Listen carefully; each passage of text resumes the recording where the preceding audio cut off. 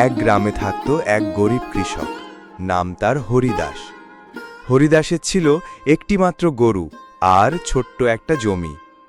একদিন গ্রামের জমিদার এলো ঘোষণা দিতে, যে সবচেয়ে ভালোভাবে তার জমি চাষ করবে তাকে আমি পুরস্কার দেব 10টা সোনার মোহর। সব কৃষক ব্যস্ত হয়ে পড়ল কে কিভাবে জিতবে সেটা নিয়ে।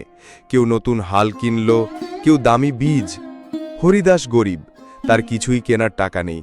সে শুধু নিজের গরুকে আদর করে বলল, চিন্তা করিস না রামু, গরুর নাম, আমরা মন দিয়ে কাজ করব, বাকিটা ভাগ্যের। পরদিন থেকে হরিদাস ভোরে উঠে গরুকে খাইয়ে জমিতে চাষ করত। সে গান গাইত, মাটি মন দিয়ে ঝাড় দিত, ঘাম ঝরিয়ে কাজ করত। গ্রামের লোক হাসত, দেখো দেখো, গরু নিয়ে গান গাইতে গাইতে হাল চাষ করছে, এতেই নাকি পুরস্কার জিতবে। কিন্তু সময় মতো তার জমিতে সবজির গাছ ফুটে উঠল, একদম সতেজ, সবুজ, সুন্দর সবজি।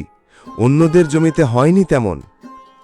জমিদার এলো দেখতে, সব জমি ঘুরে দেখে বলল, এই হরিদাসের জমি সবচেয়ে পরিচ্ছন্ন আর উর্বর, সোনার মোহর পাবে সেই।